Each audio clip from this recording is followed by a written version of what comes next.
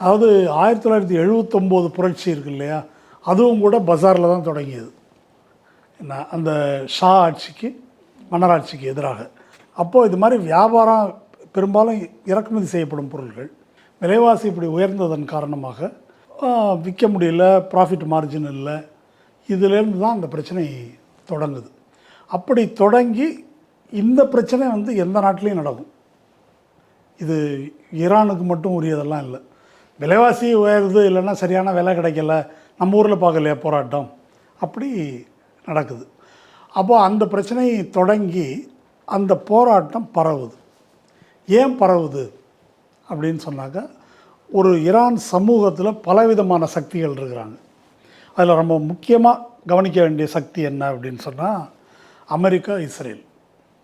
அமெரிக்காவும் இஸ்ரேலும் இந்த ஈரானில் ஒரு ஆட்சி மாற்றத்தை கொண்டு வர வேண்டும் அப்படின்றத தொடர்ந்து பேசிகிட்டு இருக்கிறாங்க. தொடர்ந்துன்னா இப்போ குண்டு அது இல்லை, 1953